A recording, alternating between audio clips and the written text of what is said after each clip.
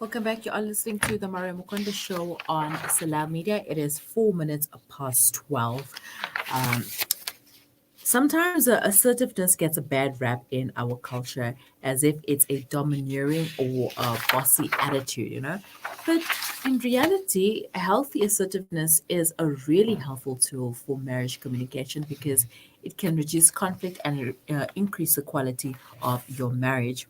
A study in 1979 found that assertiveness was linked to an internal locus of control in married couples. Spouses who believe they are in control of their own outcomes in life will naturally develop the social skills needed to influence others, while believing you have a little control over your own life tends leads people to become passive.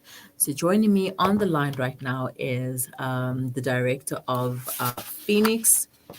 Oh, let me get that right. Phoenix Life Improvement. She's also a therapist, coach, and facilitator, Aadila Pretorius. Assalamu alaikum wa rahmatullahi wa barakatuh, Aadila. Walaikum salam wa rahmatullahi wa barakatuh. Thank you so much for having me, Miriam. Alhamdulillah, it's always a pleasure to have you joining me in studio. Assertiveness in a marriage. Okay, let's first start off by defining assertiveness. What is it? Well, assertiveness really is the ability to express your inherent needs and wants and values, and in a way that is not going to infringe on the rights of others, but still being in control and being able to live your life in a way that you can achieve what has meaning in your life, what has purpose in your life, without having the fear of talking about your needs and expressing your wants and so forth. So, what is effective assertive behavior?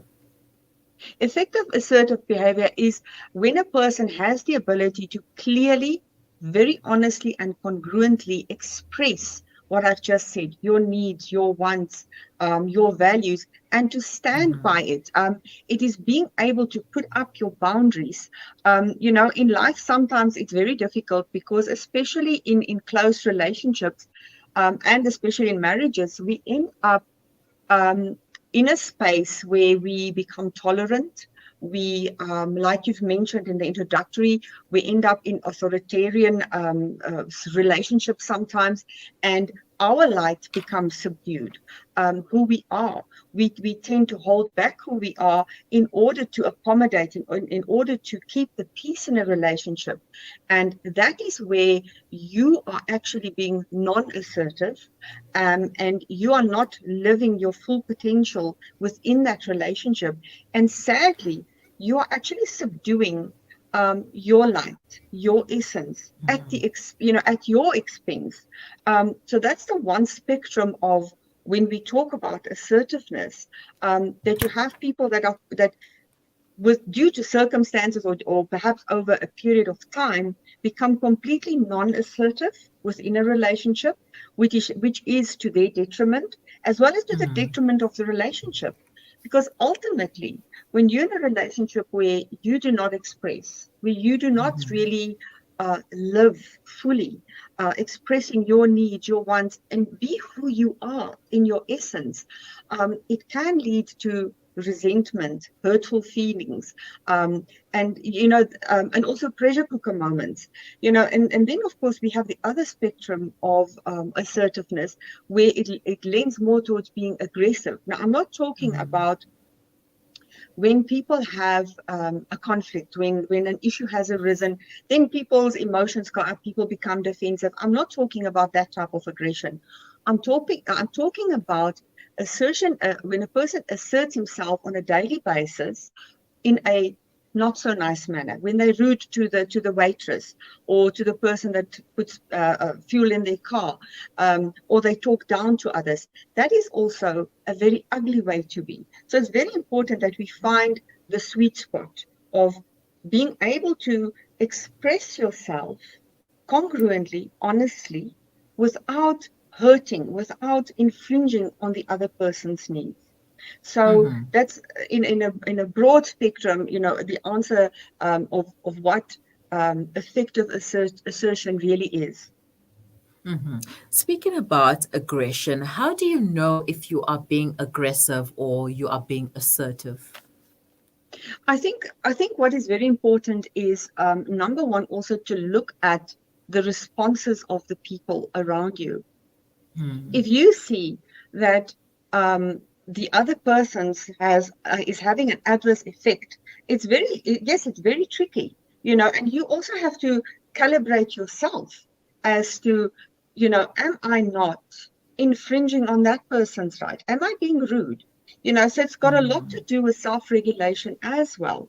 And yeah, I think for a lot of people that are authoritarian, it is sometimes very difficult for them to recognize, but hold on, I'm actually infringing on that person's right. But at the same time, it is also for the person that they're engaging to be able to learn to set up their boundaries, to be able to address and talk about when you talk to me in an authoritarian manner, it makes me feel belittled. It means to me you don't respect me. So it's a very clear communication that needs to happen between both parties. So um, to be assertive in a healthy manner is exactly how I just constructed that previous sentence, is to be able to address a person's behavior that you feel uncomfortable with, that makes you feel, you know what, this is infringing on my boundaries when you do a certain behavior. Remember, we're not here to break down the character of another person. We're talking about Hmm. behavior because all people have behaviors and behaviors are learned and we can unlearn them. But sometimes, like I said, people are so ingrained being authoritarian, wearing, the Hmm. pants in the house, or being, putting another person under petticoat government. And it is for the other party, the person that is normally subdued and quiet, it is also their learning curve where they really have to learn to become assertive and to verbalize when you do certain things. This is how you make me feel, and this is what it means.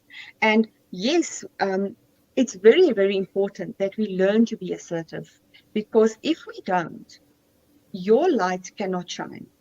Your Hmm. you cannot reach your full potential because you're constantly subduing your light, holding back of who you really are, of your purpose. And remember one thing, when you have to now learn to set up boundaries and you start to set up those boundaries, start to become assertive, it's going to affect the people around you.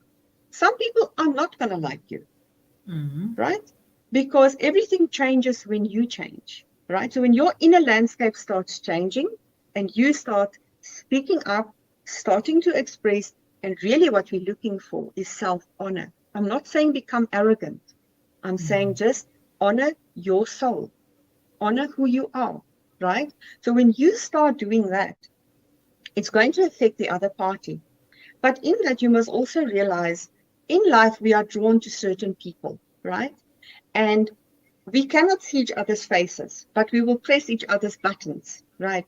So you are drawn to that person for a specific purpose and reason in this world. So when you are now going to become more assertive, putting up your boundaries, it's going to affect the other person. So it is also for that person then to grow. So as much as you are growing, that person will have to learn to grow. You see, the other thing that we also need to look at when we talk about assertion is that yes, it is about the self-honor, but it is also about the lesson. What are you here to teach each other? So those are more in-depth answers of assertion, but also to become assertive, we really have to take it a few steps back, and it starts with self-awareness. It's really starting to realize, but who am I? What do I value? What are my needs? What are my wants? To become aware, and also to become aware of who do you have control over? Because ultimately, you only have control over self. You cannot control another person, right? So it's very self-awareness is a key place to start. And then, of course, we also go over to taking personal responsibility for setting up your boundaries, for expressing your needs. So and that is where, there's, to explain it in this sense, it's people believe there's a spiritual strength in tolerating, in putting up with, in, just keeping quiet for the sake of peace. True strength lies in being courageous to be yourself, and being courageous to put up your boundaries and learning how to relate. That's where true strength and true growth lies, not by subduing yourself and allowing another person to press you down so that you don't fully exist. So we need to understand this dynamic, that there is a soul's responsibility that you need to take when you become assertive, that you are doing that to self-honor. And in that, you are not going to disrespect and dishonor other people. So it is, again, to learn what it is to self-assert without hurting others. But remember, you are responsible to others, not for them. In other words, if another person is going to be unhappy because you are now setting up boundaries, you are learning to self-honor that you matter, right? They may have adverse reactions. They may not like you, but that is their journey. That is what they need to learn. For them to realize, I'm wearing a mask of arrogance. I am aggressive. I'm actually an ugly person to the next person. And that will be their growth, to realize about themselves so that they can raise their vibration to a higher state of spiritual evolution. Now, what about people who are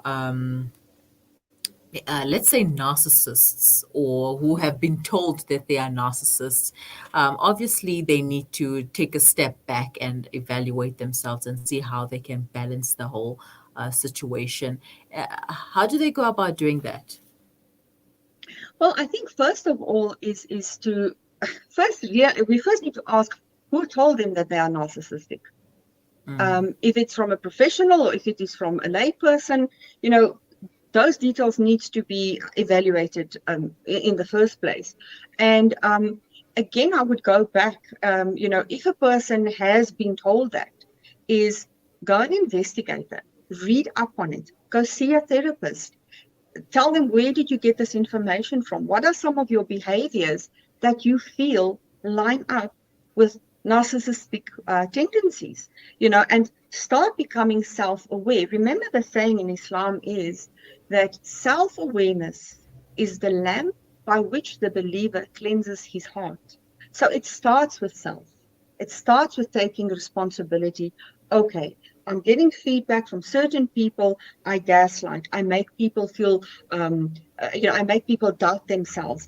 You manipulate and you trick people, and you becoming aware that people are telling you these things. So then it's up to you to take that responsibility and go and investigate. But do I do these things? And if I do them, what can I do to change it?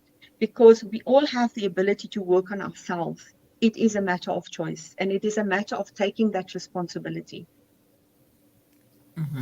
Right. How do you balance assertiveness and cooperation in marital conflict? You don't want to come across as being aggressive, like we mentioned earlier. So, how do you balance the two? I think it's very important that couples really have to learn, or couples really have to learn how to communicate, so that you avoid that place of aggression and conflict. Because, true knowledge of each other can only come through communication. And then you need to know how to communicate. In other words, you need to know how to respond in a conflict when your partner does something that you don't like. How are you going to address it? Again, address the behavior. Never attack the character of the person. We don't use the you are like this, you. We say, when you behave like so and so. So it's very important that we understand what behavior is, and what does that behavior do to you? What is the effect on you? And then to express that in a way so that your partner understands, but this has an effect on my spouse's feelings, on what it means to her, and ultimately how she's going to relate to me. So communication is so key in within our relationships, because and part of it then, of course, is being assertive, being able to be yourself. I mean, ultimately, you do not want to be subdued. You don't want to be in a relationship where you cannot fully exist. Sure, we all have flaws. Sure, like I said earlier, you cannot see your own face, but you see the other person's face, right? And that person is going to press certain buttons. So we are all in Earth School, here to learn, here to evolve. And it is in our relationships with others, with the environment, with our animals, but specifically with human beings, where a person will press a certain button within you and trigger something all the time. And that's when you need to start realizing, because what you resist will persist until you learn the lesson. In other words, if you find yourself constantly being in a relationship with a person that is authoritarian, your lesson may very well be, I need to learn to self-honor myself. I need to learn to express myself. So that person that is so abrupt and so rude or so authoritarian is really a teacher in the spiritual plane to come and teach you how to stand up for yourself. So we need to look at our relationship with a spiritual eye as well. But there is also the cognitive work to do. We need to learn these skills. We need to learn, how do I declare, we call it declarative message. What do I believe? What do I stand for? And then also responsive messages. Many times people ask you to do things and you say yes, but you really didn't want to do it. You understand? It's how to say no without offending, without hurting, but still staying within your equilibrium of your soul's energy. So yes, there's a lot that couples can do, but they must be willing to do the work and learn the skills. Now, saying no, does it need to accompany an excuse of why you cannot do a certain thing? Can you just say no? I would really say to you, if you know that blatant no is not going to be understood or accepted, it's always advisable, and it's not to give an excuse, but it's to give a valid reason. And that reason normally must stem around how, if a person asks you to do something and you don't want to do it, is to say, what will the effect be on me? Could be a monetary effect, could be a time effect, could be an emotional effect, so that that person understands where you're coming from. Why are you saying no? So it doesn't make you less of a person. It just helps to communicate and keep the relationship flowing. So ultimately, the goal is you want to keep the relationship. So it doesn't make of you any less of a person if you explain, I'm saying no, you cannot borrow my car because I needed to go to the doctor later. You understand? So sometimes it's Yeah. very clear, but you just be reasonable and give your reason, and not a flimsy excuse. So I wouldn't say give an excuse. I would say be very honest. Just be honest and open in your communication and not be scared of that. All right. And can it take a while to learn how to be assertive? It all depends on the person. Sometimes I will say to you that a lot of our conditioning, a lot of who we end up being in our marriages, and remember, we are dynamic. People change all of the time. We're here to grow. We're not stagnant and, like cast in stone. And a lot of the times, who we end up being in our marriages comes from childhood. It comes from programming and experiences. For example, a person that is very submissive doesn't participate really in being him or herself in a marriage. Many times that comes from being a child in a very authoritarian home, not giving the chance or the ability to express themselves. And when they do, they get scolding, they get put down, they are called names. So eventually you are subduing that child's light from a young age. It doesn't mean that light is not there. It just means for that person, their lesson that they need to come to learn, perhaps in that specific area of their lives, is to break free from those chains and to learn to come and talk. So yes, there isn't a specific hard and fast rule. It is, each case is an individual case from where that being so subdued stems from, and to regress back and to heal that part of that person's life. So that's one part of it. But we normally as hypnotherapists, we start with the initial sensitizing event. In other words, what is happening in your life right now that has brought you to the rooms? So we unpack what is happening, that you are feeling like this, and then we take it back to where it stems from. Now, it could be the same for a person that's authoritarian. It's the same process, so that we can undo a lot of that behavior that was learned. So there's no hard and fast rule. It's going to take you this long or this long to achieve certain things. What I do say, it is a process, and it is up to you to what extent you can go and learn how to be assertive on a YouTube video or go read a book. But what I prefer to do is, when I teach people these skills, it's the practical learning. It is practicing it, because that is your better form of learning. But again, it is all up to people's commitment, their level of awareness, their sense of wanting to take personal responsibility to create a better life for themselves and for their partners. So yeah, that would be the answer on how long it really takes. There's no specific hard and fast rule. All right. So unfortunately, that's all the time that we have. But shukran so much for your time once again, and for that information. Yeah, those who are watching or listening, learn to be assertive, especially if you are not that type of person. It's just going to make things easier and better in your marriage. And if you are an over assertive person, try toning it down a bit. Shukran so much for your time, Adila. You're most welcome. Shukran jazilan for having me. That was Aadila Pretorius, the director of Phoenix Life Improvement. She's also a therapist, coach, and facilitator. And oh, by the way, she has this hypnotherapy that she does at Phoenix Life Improvement. And all right. Oh, before I forget, your contact details.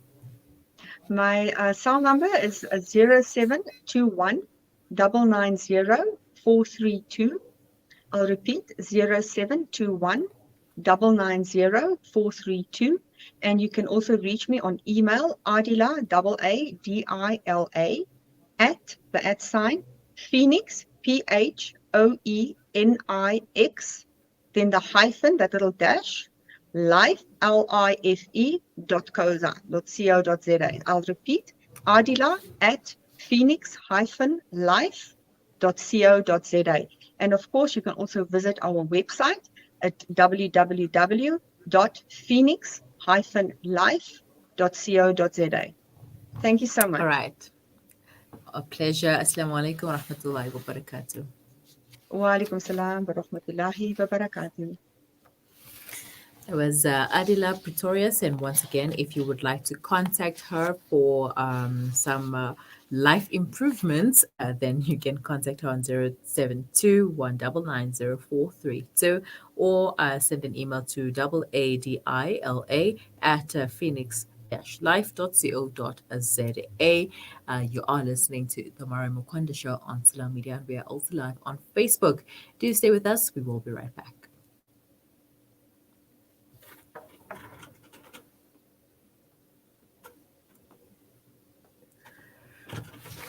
Meow, meow.